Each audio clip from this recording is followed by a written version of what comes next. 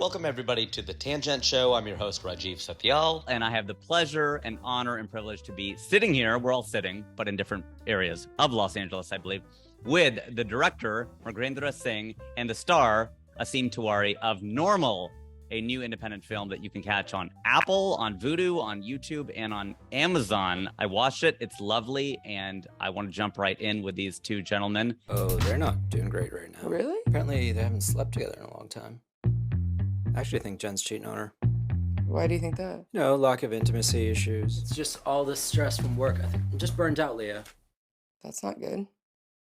Mm-mm.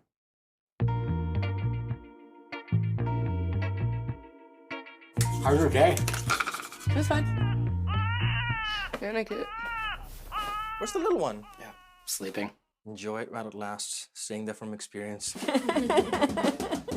You okay? Yeah, all the baby stuff, you know? Our sex life is a little rocky at the moment. You guys need a break from this routine. Like, just come have some fun with me. And Maggie. Maggie's in town? And I almost didn't recognize you. This is my wife, Leah. Leah, this is Maggie. Hi. Nice to meet you. No, in this tribe we only do hugs. I want to go back to work. Well, I was thinking maybe Maggie could come help out with Ellie. Have a good day, love. Of course. Let me know if I can be of any help at all. Thank you. All right, cool. Go have fun. How's it going? You could try exploring. You guys have a lot of options here. I knew it. No, I don't know why we're doing this tonight. So, how do you keep the spark alive? All I'm trying to say, it is a mutual agreement of sorts. I don't resent my wife, and she doesn't ask me any questions. Oh my God, it's no one's fault, okay? Why, it's your life. I'll see you tomorrow. Whatever we do is for our kids anyway. You deserve someone that loves you as much as you love them. I was just kind of watching you and Leah and you guys take really good care of each other. I don't know, I think that's something I can only dream about. Just ride the wave, and you will be okay. Looks pretty perfect from here. I feel like it's worse than bad because if it were bad, we'd be feeling something. Well, I mean, you did just have a baby, so it's gonna take, a little while to get back to normal. Oh boy. Mragendra, you wrote this too, right? Is this based on your life? Yeah, in a way. It's we had like art imitates life, but life imitated art. Like I wrote it in 2016, and by the time the movie came out, it normally played out in my real life. So I guess like we kind of predict ourselves when you're writing stuff, when you're creating art, you kind of like look into introspection, and sometimes you don't know what you're going through, but you express yourself with art. And I guess in my case, that's what happened. So you guys are in LA, right? Yeah, I'm in Los Angeles, yeah. Okay, I'm on an LA hiatus. I was one of those people that bounced during the pandemic to get away from all the Karens. And I kind of just like fell in love with the Bay. So I'm up in the Bay, and I will likely have to make my way back down there. But for now, like I'm stretching the Zoom connections as long as possible. What do you like about NorCal versus SoCal? It's not a trash bin, so that's good. San Francisco's not a trash bin? Wow, I haven't heard that in a while. Well, the Bay, no, San Francisco, I can't vouch Fair. for at all. San Francisco is really tricky because, like, if you're in it, you're likely being assaulted by an unhoused person, right? But if you're looking outwards, it's the most beautiful city I've ever seen. Like, not Paris, fuck Paris. San Francisco has the best views. It's the prettiest. Do you mean that? Because I went to Paris for the first time, I think 2-3 years ago, and I was blown away by it. But San Francisco is maybe the most quintessentially unique city I've seen. Yeah, I just like nature. Now that I have to go pee more than once a night, I'm really into nature. I go for walks and I talk to seals, and it's just really, really pretty. All in the middle of the night on your urine deposits, Correct. You go talk to seals? Yes. You break the seal by talking to seals? Correct. So I guess apparently we've all met at various times in our lives, and so it's really cool to be able to do this, in a work sort of context. How did COVID affect this, Mragendra, when you were writing it, directing it, producing it? I know we're kind of over COVID, but we're not, because my parents just had it. So how are you doing with that? Did it affect the release? Yeah, it affected release big time.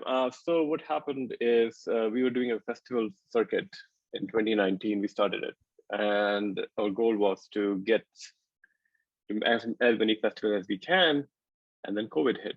So we said we're not going to go festival routes. There's no point in doing it. Aseem was the one who was like, let's release the movie. People are at home, they're gonna watch it.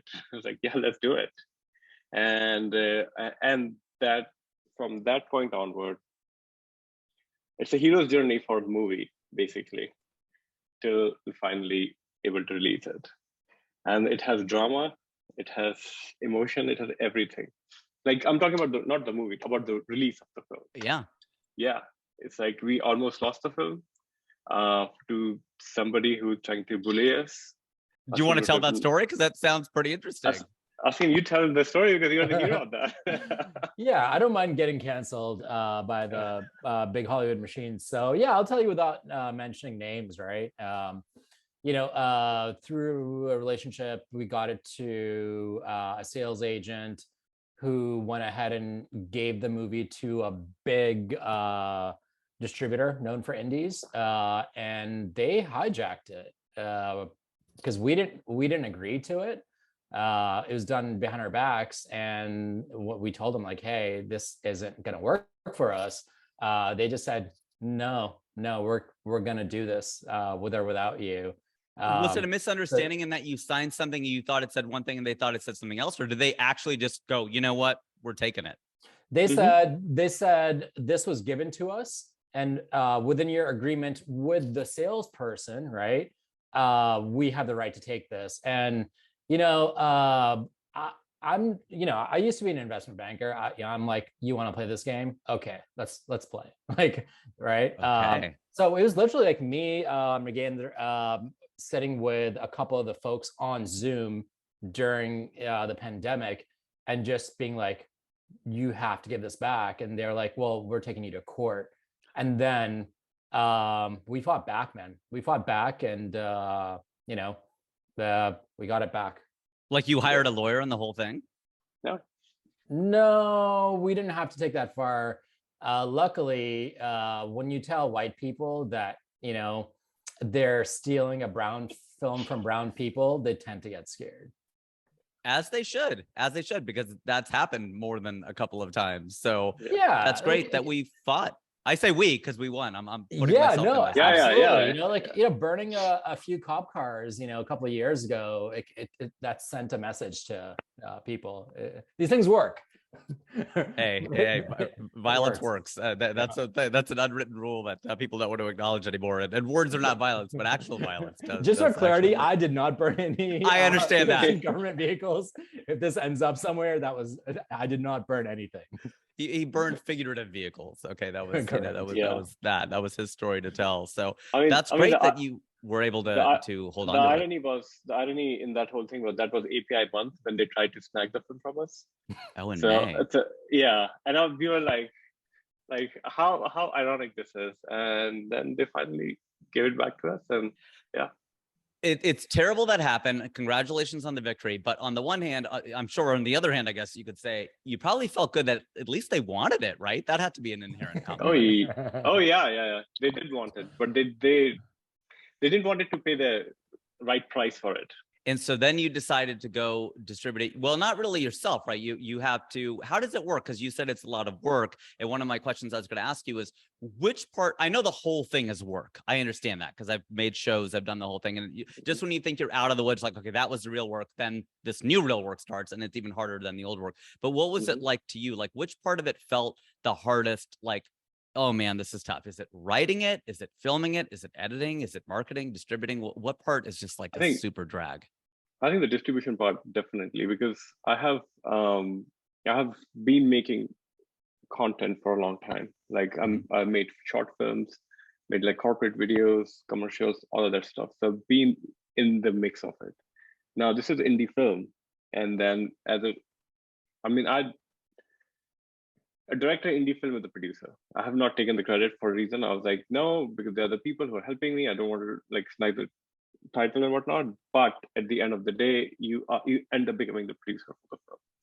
So I'm in the calls, I'm understanding how the deals are being done, like so much contract reads and stuff. Like I'm a filmmaker. I love reading novels and comic books and watching movies and stuff like this. And then you have to read like, oh, contract, like how they can take it away from us, like all the legal stuff. And then like, is this right or wrong? And that making the call on like decision making on this part. So yeah, if it wasn't for Aseem, I don't know where I would be, because that's where he came back as like when we started the project, we started together, and now at that point, like the movie's done, like doing his festival things, and I've been like basking in the glory of being the director of indie or not. And then when we are trying to get it somewhere, and that's where I needed help, and that's where Aseem came up. Like okay, let's do this and let's figure it out. And he's the one who brought Buffalo 8 to come on board with us for getting it distributed. And then, and Aseem, how do you do that? Yeah, like how do you, it seems difficult, right? Is it tough to sell things like this? It seems like it is. Oh God, it's I would say it's borderline impossible. Yeah. Encouragement for indie filmmakers. No, I also want to say Mragendra being way too nice to me. I'm the one that got us into that mess with that big sales agent and distribution company. So I had to be the one to get us out. And luckily, my friend Nikki, who I've known, a fellow Bostonian, runs distribution at Buffalo 8. She saw it and she loved it. She said, I want to do this. So, luckily we were able to partner with them and they got it out. But getting an indie film out, my God, it's exhausting. I don't even know how to describe it. It's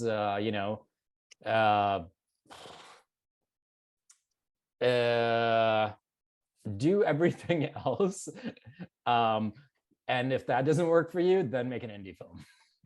Yeah, I mean that's part of why I haven't. Also, I don't think I could make a very good indie film. I just don't think it's in me. And I there are things that I can do really, really well. And making a film isn't one of them. Even though I love film, it's my favorite medium. I love movies, but I never really felt like I had one in me that was like, okay, I can make this and I can really rock this bitch. I don't think I could do that. Can I interject real quick? Is that okay?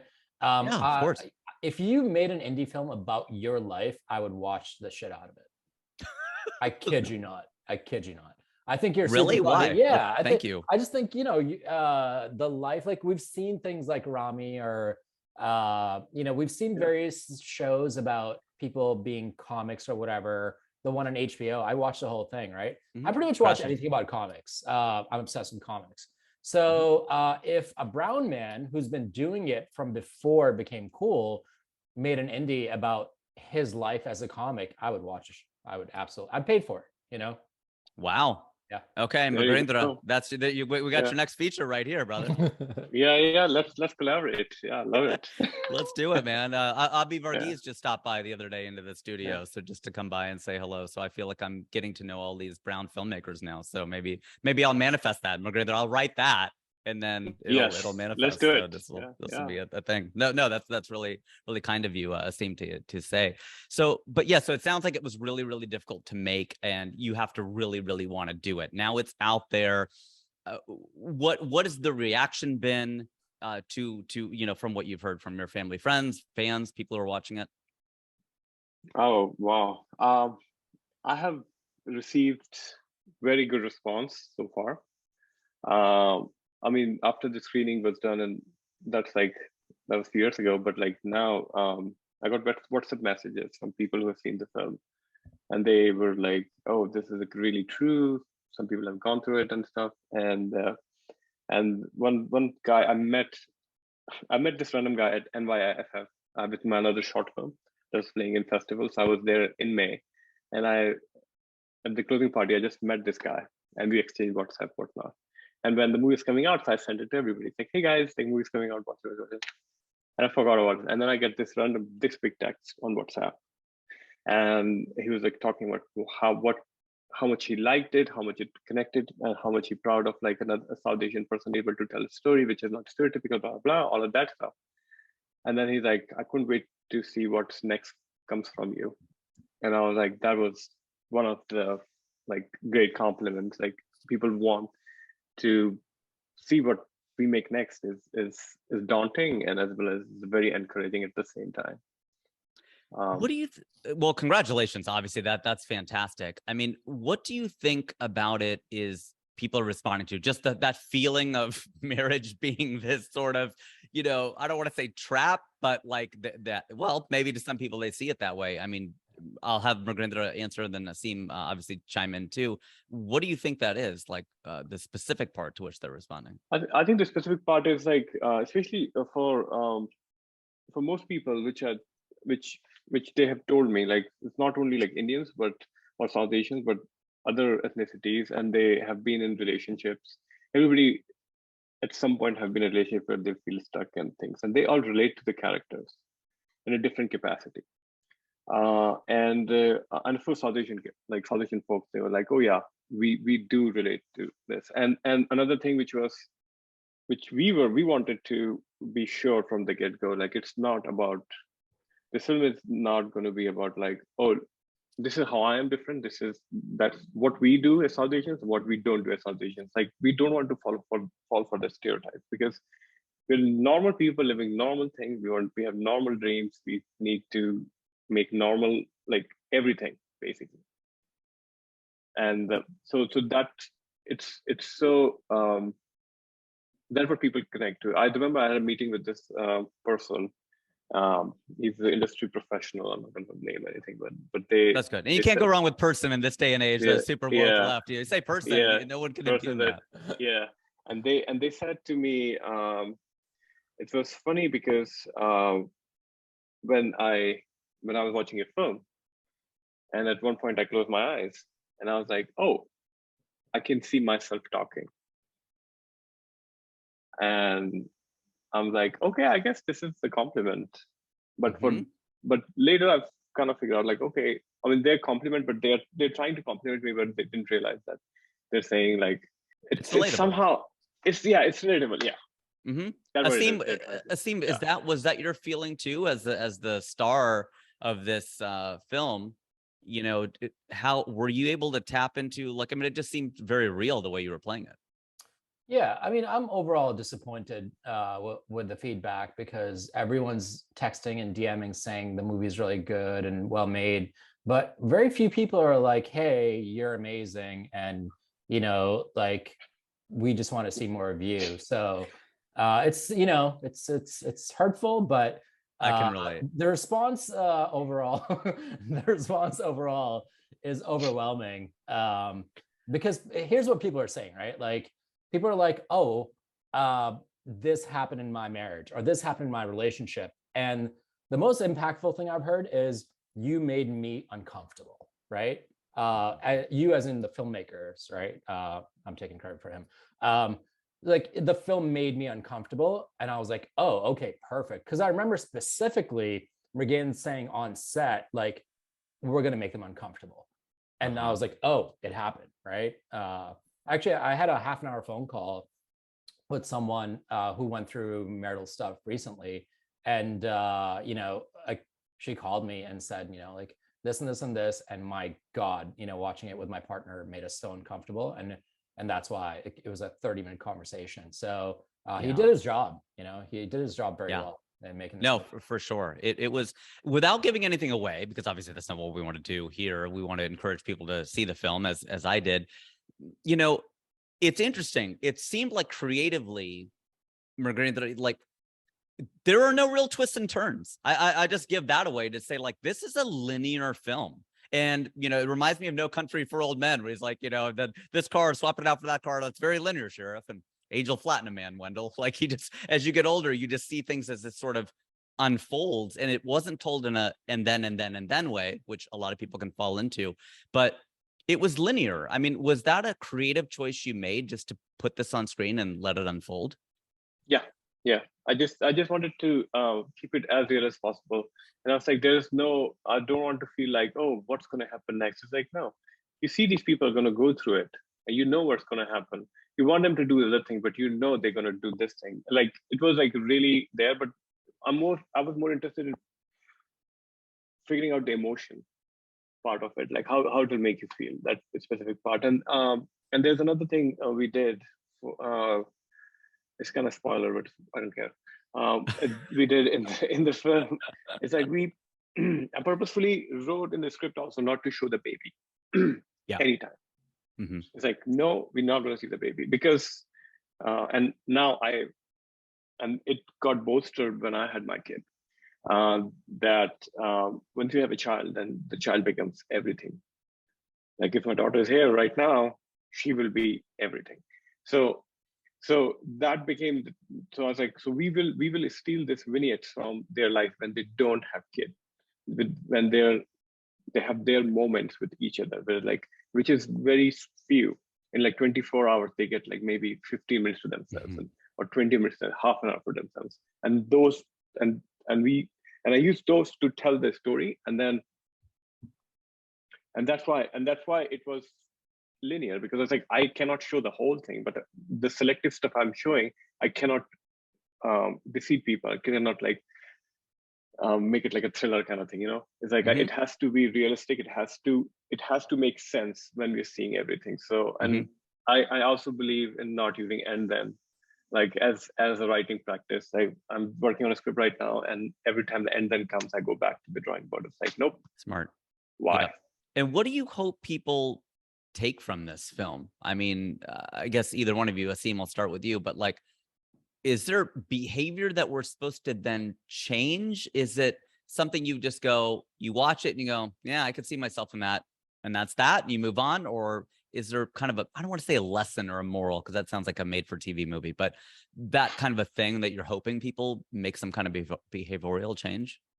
Yeah, absolutely. I was hoping when we made this thing, when we set out to make it, that Hollywood would take notice and say, hey, the brown life in America is a normal thing. It doesn't have these like Seema Auntie things going on necessarily in it, right? Like Seema Auntie from Indian Matchmaking. If anyone has missed that one, I'm sure people watching this are familiar with that. And I did the audio description for it, by the way. So if you go to Netflix and change audio and you listen to that annoying voice that's describing what's happening, that's my voice. Go on, Aseem. Well, congratulations. So that's where it started, and now 100 years later, the impact I'd like to have on the viewer, specifically the brown male viewer going through things in life, is don't beat yourself up. Shit happens in life. It's normal. You go through it. Don't beat yourself up. But beat yourself off in the shower specifically. 100%. And I don't understand why everyone in India is talking about Ranveer Singh's butt and not my butt. My butt's also exposed in this movie. I mean, and it leaves nothing to desire. Is that the way I meant to say that? I don't know. Let's let the world interpret that as they will. So that's good to know. Was it why the interracial couple? Aseem, I'll let you answer. Well, actually, I've just directed. Let me ask Mragendra first, since she wrote it. Why the interracial aspect? Was that incidental, or was that essential? I mean, I was in an interracial relationship. Okay. That was one. Yeah. So I was like, that's what I know right now. That's what happens. And what if? And the whole thing started with the what if analysis of myself. Aseem, did that change the way that you inhabited the character, or did that make no difference? It made all the difference. Having been with someone long-term, a brown person, and having dated white people, it's a different beast. I think there's, I'm probably gonna get killed for this, but like when you're with a brown person, you have this like comfort zone where like, oh, this is this thing, you don't have to worry about that. Like this is who we are as brown people, right? When you're with a white person, I would say the work is double, right? And I'm not saying the work is not worth it. I feel like the work is double. Like you have to explain like why you're this level of crazy, because it's okay to do that, right? If you're from India, or like, why you like behave a certain way around certain friends, right? Like that's okay in those circles. So it definitely changed my approach to the role completely. When you were reading the page and something that inspired you, because as a fellow actor, it is always interesting to see how people do that. And you see that even at the Oscars, where they'll show the words and then you'll see the scene. You're like, wow, they really did something there. And what is it that you brought to the table? Or were you able to draw from real life experience? Was it imagined? What's your method with that? That's tough. So, obviously I loved what Mragendra had on the page, but my issue with having done like TV and film stuff in LA was they really want you to stick to every word, and I'm not a big fan of that. So, Mragendra let me change things in my way as I thought Aniket would change certain words around, right, to make it flow. And I think that really helped just kind of liberate, certain scenes, right? Specific examples, like when Aniket is sitting there outside with Mav, and I was having a tough time because I've never had a child and I hadn't been married. I was having a tough time getting to the bottom of the frustration of a man who has had a child and is having a tough time physically connecting with his wife, right? I'm like, how do you do that, right? So, like combining what he had on the page, talking to him, and letting kind of like things flow in the moment as I thought Aniket would say them, that really opened things up. And once that started flowing, it started flowing. And I actually wanted to do that way more, but he's like, no, I got what I want. As an actor, you're like, no. Like, come on, shoot it more, right? And he's like, nope, I got what I want. Anecdote, like we did talk about this because Aseem said, like, if we had a code, if Aseem was like, he wanted one more, he would do this thing. And it's like, okay, let's go one more take. But that was the final, like after that we cannot, because we shot the whole thing in 14 days. I mean, how are you going to manage covering 100 pages in 14 days where you're so heavily reliant on performance? And we specifically, I didn't want to do coverage because I think like you have to live with these characters. I don't like if it's long, because also the rhythm and flow, and like everybody's such a good actor here. Like, why would I cut their performance? Why would I cut them? Like, let them live there and just see like how realistic and relatable they are. Yeah. There was I forget, I would love to attribute this bit, or well, actually the first thing is, when Harry met Sally, right? And, there's a part where Sally is telling Harry, when Joe and I started seeing each other, we wanted exactly the same thing. We wanted to live together, but we didn't want to get married because every time anyone we knew got married, it ruined their relationship. They practically never had sex again. It's true. It's one of the secrets that no one ever tells you. I would sit around my girlfriends who have kids, and actually my one girlfriend who has kids, Alice, and she would complain about how she and Gary never did it anymore. She didn't even complain about it now that I think about it. She just said it matter-of-factly. She said they were up all night. They were both exhausted all the time. The kids just took every sexual impulse they had out of them. And I saw that movie when I was in probably 8th grade, so I had no idea really what she was talking about. And then time goes on, you get married, you have a kid, the whole thing. That is the thing I think that scares the shit out of people before they get married. Either they're going to live together first, or they could get married, or they could have a kid first. I mean, there's no right or wrong way to do it. And there's a comic who did a bit, I wish I could attribute it, but he said something about, fellas, you really have two choices. You can stay single or you can get married. You can spend the rest of your life jacking off to internet porn, or you can stay single. It's like, wow. Okay. Wow. Talk to that. I don't know if there's a question in there, but I mean, it is this whole like, are we polygamous? Are we polyamorous? I mean, for thousands, tens of thousands of years, humans were polygamous. And then this whole thing of being, one person is really only a few hundred years old. It's not that old. Do you do feel these feelings are normal because the title of the film is Normal, and it's also normalizing South Asian representation in Western media? But talk to that a little bit, as I guess we're all in relationships, right? So Aseem, we'll start with that easy question for you, if there's a question in there. Yeah.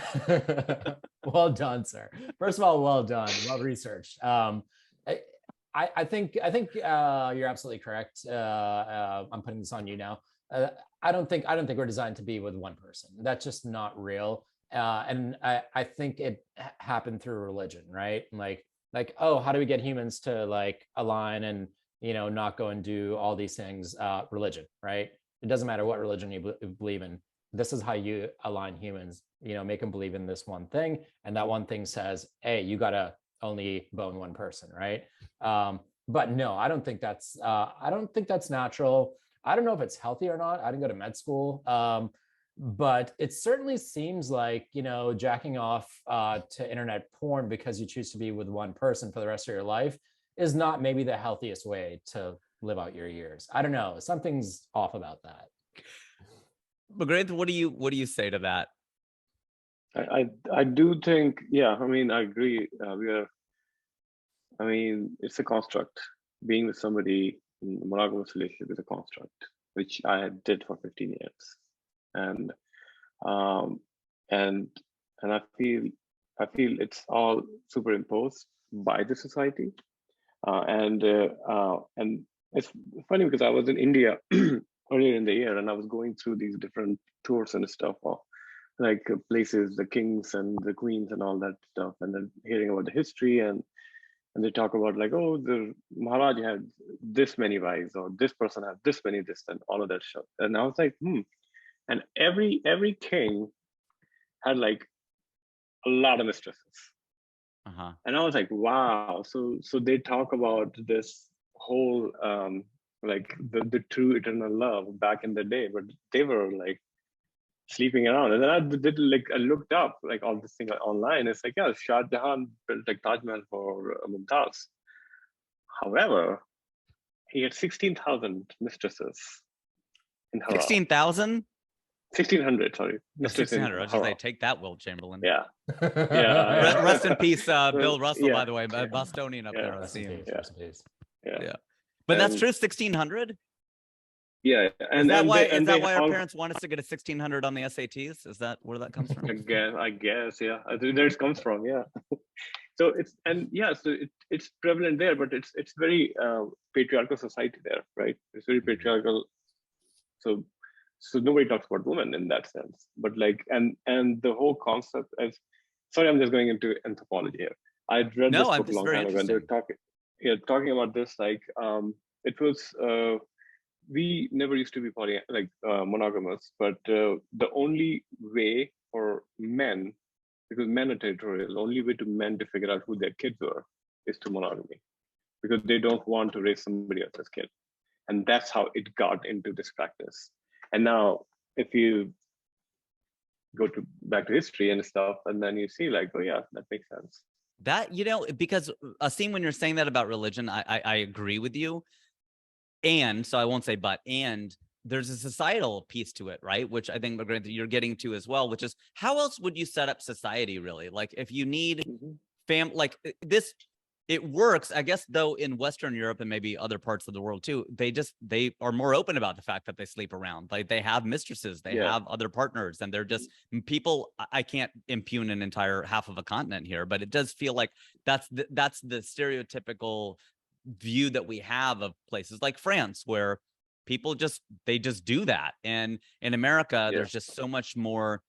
Maybe it's the puritanical streak, but it's just all underground, and there's a lot of guilt, and there are affairs, but there's also like, to your point, you don't want to raise someone else's child. There would be more out of wedlock pregnancies, there would be more disease, there would be like there are practical reasons to be monogamous. Yeah, there are also like marriage, if you think about it, it's a business deal rather than like people do marriage for love. Like, I mean, the whole arranged marriage concept, like they still do it in India, and like they do like, oh, and then they have these charts they make, like they measure everything, they compare everything, and then these two people live together, not necessarily they love each other. So love has nothing to do with marriage, and that's why like when we talk about like the gay marriage and all of that, it's because it's an institution, and then there are benefits associated with that. So of course, and now somehow the love is entwined with the whole concept of marriage. But if you think about it, it doesn't have to. Yeah, but I think like if society starts, I mean, of course, there's like when you in like a polyamorous relationship or a non-monogamy and stuff, so jealousy do play a part in it. But like it's because of like how we are raised. It's not like it's in our nature, but how we are raised. And I think if we change, if we start looking inwards and start changing like how we perceive and things, I think there will be a place where it's okay to be non-monogamous and polyamorous actually, because at the end of the day, if you love somebody, you will not have them stuck in a bad relationship with you. In fact, like that kind of stuff. So it's like it's more about love is all about giving rather than taking.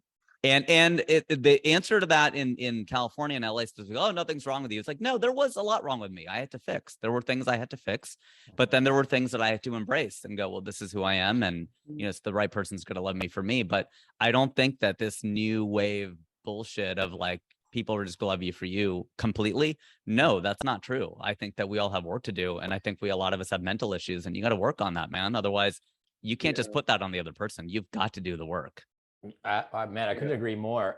Did you find love in LA, or did you find love outside? I did not. I found love on OkCupid. Speaking of ads, it sounds like an ad. So her show was in Austin. I was here in LA, and the joke I do is that you can change the settings, the radius, right? And it's like 10 miles, 25 miles, 250 miles, desperate. So mine was set to desperate since I was almost 40. And I flew to Austin, and I fell in love, Mragendra, to your point. But also there's the checklist piece of it. She's Indian, she's Hindu, wants to have kids, like the things that are in a biodata, like that stuff does matter. And to some people, maybe it doesn't, but I think if you're trying to build a traditional partnership with a cisgendered heterosexual with a child, whatever, I think those things, to your point, Mragendra, probably do matter almost more than love. How old is your kid now? He is 1. He's 1. Okay, so it's a beautiful age. Yeah. Yeah. Like, we don't want him to grow. I remember. Yeah. I mean, my daughter is going to be 3 in September, and I'm like, already this big, and she's like little boss. Yeah.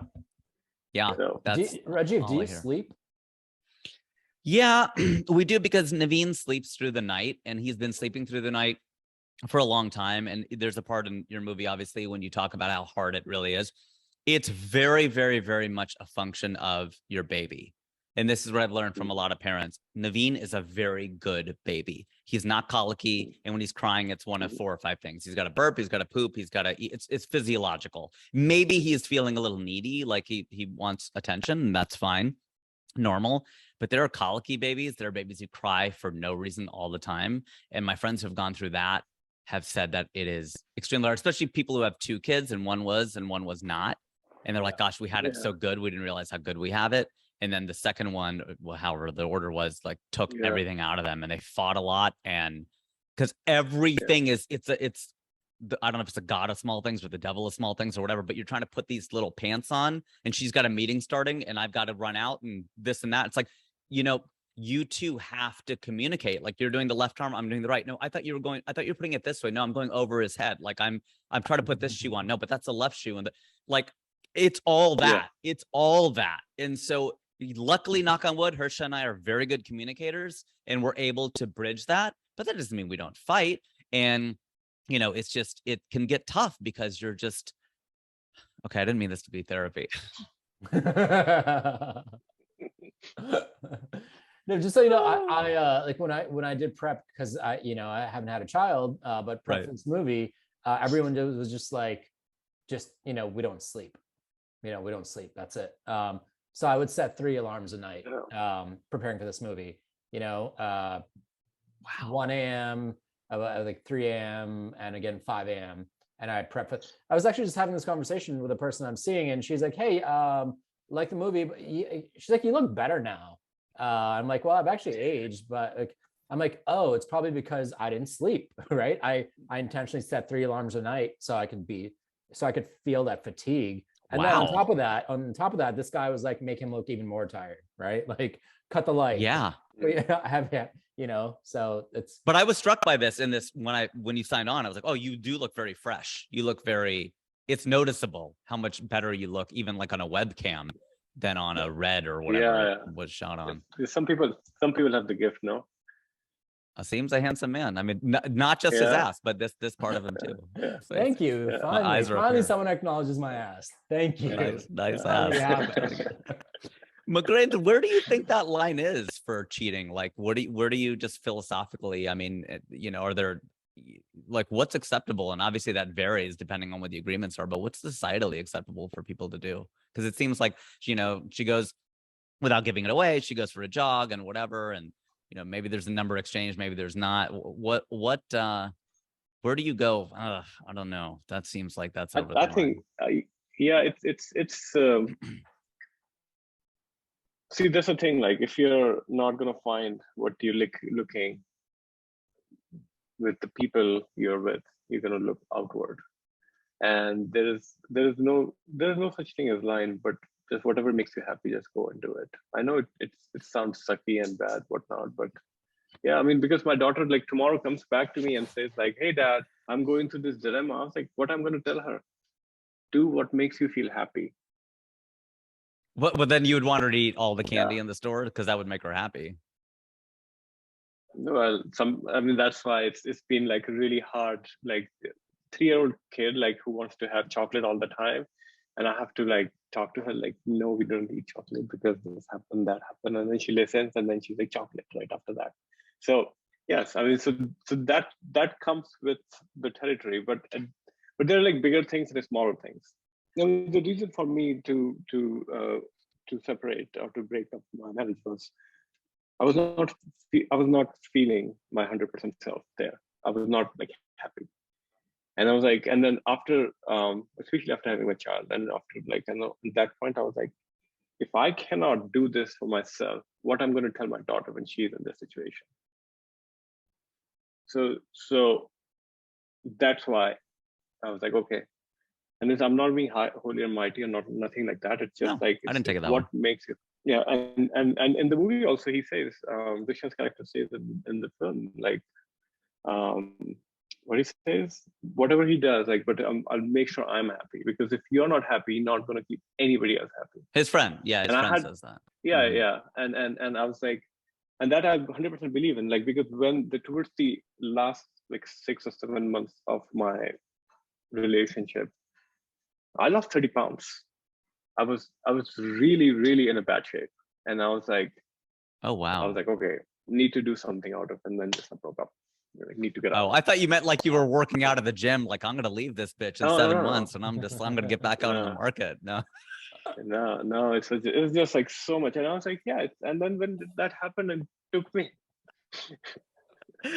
That was so uncalled for, but that's exactly what I pictured. It's like, okay, it's like I told myself 21. If I can get 25 reps, I'm out of here. And just 24. I keep getting stuck. 4 weeks of this shit. I wish, yeah. So you were in bad shape. Okay, joking aside, you were in bad shape, like physically. In bad shape, yeah. You were in so emotional, like, it was psychosomatic, I mean, that it hurts you physically. Yeah, and that calls for the mental health issues we never talk about in the especially South Asian community and stuff. Like, I remember, and that's why I took like a trip to India for like 2.5 months, and I was stayed with my folks and things, and I was kind of figuring it out. And my dad was like, he's such an Indian dad. He was like, why are you depressed? Everything is good in your life. Yeah. And I was like, Dad, this is a real thing. I'm going through it. And he was like, okay, it happens. I mean, he's a doctor. He's like, okay, it happens. But like, look at the bright side of things. And in our family, we don't get depressed. That he said. I was like, no, people get depressed. We do all get depressed. And I just wanted to kind of see and find my roots back. And after I came back, I was fine. I was like, okay, now I'm doing co-parenting thing, which is great. And seeing my daughter grow is amazing. And now my movie's out. Again, another thing is good. So like working on another project, great. So it's like everything is fine. But like during that time, I didn't talk to anybody about how I'm feeling. And then I'm like telling my parents that, okay, I'm splitting and all of that. And that's a big thing. Like, oh my God, you're going to leave, divorce, wow, all that stuff is coming. And I was, and after, but my mom was like cool about it. Mom was like, it's okay, it happens. Okay. Yeah. Life goes on. Yeah. She was like, I mean, she's not happy about it, but she's like, it's okay if that makes you feel happy. Do it. And are you happier? And yeah, I'm happier. I'm much happier. Yeah. It's like I kind of feel like this breath of air, like which I was not feeling there. So. That's good, man. I'm happy for you. And yeah, and it's also and for my ex, I think now she could like also doesn't have thing on her, so she'll be fine. So yeah, Mm-hmm. it goes both ways, right? Yeah. Yeah, man. No, that's educational. It's good. It's good to know. Aseem, you know, I had, what put me over the edge to get married was a conversation I had with a friend in Vegas, and it was not like at the club in VIP. It was in the next morning. We were just drinking coffee and water, and that's probably better that you're getting life advice over coffee and water and not whiskey and vodka. But we went on this like 6-hour walk, my friend and I, and he's younger, but he'd been married a while. And I just said, I don't know about like losing my identity. And the thing that he said, and it's so simple, but he just said, name's Mike. And Mike goes, you're still you. You're still you. And that was very comforting to me, because you're not going to lose your identity. It's just going to be you, but you're going to be married. Like you're not going to lose that. And for some reason, it's like acting, right? Like if you have to play a police officer, you're not really supposed to, well, I don't want to say supposed to, but one way to not do it is to imagine that you're a police officer in some other life. It's like, no, what if you went to police academy instead of high school, instead of college, you went to police academy, and you went with Dave and Todd, and those are 2 guys with whom I went to high school, and you and those 2 guys and you went to police academy. And now you're still you. You're still a funny guy. You're still bald. You're all those things. You just now have a badge. You're just a police officer. And I don't know why that was so comforting to me to hear, but I guess you just think your entire identity is going to change. And that's probably even more so for women in a heterosexual relationship too. Mm-hmm. But in your film, you have a lesbian relationship too, right? So it isn't just the heterosexual, they're all going through something that it's not only, it's across the gender spectrum and sexuality spectrum. I mean, every human person goes through the same thing. That's what it's like. Yeah. It's universal. Yeah. I feel like we checked every box of diversity, right? Like brown, LGBTQ, like what else is there? I think we covered the gamut. I don't think you did tea drinkers, because she drank coffee. So maybe you skipped chai. Chai, yeah. Yeah. So, Mragendra, you need to like play the tabla now to like make sure this is even more Indian. I'm so excited to see. I need the other one too. I need both of them. Mragendra, if you had to screen this movie as a double feature, what would be the other film you would choose if you could do this in a theatrical release, double feature tonight? We've got Normal, or we got something else, and your film could come first or last, whatever. That's up to you. But you tell me which, like, oh, this and that would be great. Wow. Pair it up with something. That is hard question. Y tú también. Yeah. Okay, that's a great film. Yeah. I was like, because that kind of like speaks to me in like so many different ways. That film, it's like I kind of see myself in those characters. Yeah, that's a great film, and that's a great pick. Not that there's a wrong answer, but I think that's the right one. Aseem, do you really floss? Can I answer that question too? Yeah, please, yeah. Top Gun fucking Maverick, dude. That's why? Because like it's hard enough to get people to watch a tiny indie, right? Like I want people to go in where they're watching, like, $1 billion in the box office, and maybe some of them stay after to watch. No, screen yours first, so they have to get through it first. Yeah. I'll be your marketing guy. I got you. Thank you. I got you. Aseem, do you really floss before you brush? Do you brush before you floss? Give me your oral care regimen. So I used to be a flossing before brushing person, and I realized I was doing it all wrong. So now I brush and then I floss. And now that I'm in not my 30s, I mouthwash. Beautiful, because I posted this on Facebook because of your movie. So if you go to my Facebook profile, it'll ask, who are these psychopaths who floss before they brush? And there are a lot of people who are like, I am, whatever, all that stuff you're supposed to. And my wife and I, we brush, then we floss. And then there's then the tongue cleaner, you got to bust that out as a desi. And then the mouthwash, that's clutch. And then we don't sleep together. I'm kidding. That's for another. We wish you the very best of luck with the film Normal. It was amazing. Aseem Tiwari, starring Aseem Tiwari, directed by Mragendra Singh. And you can watch it on Amazon, on Vudu, on Apple TV, and on YouTube. Check it out and support a fellow Desi. I've been your host, Rajiv, and I still am.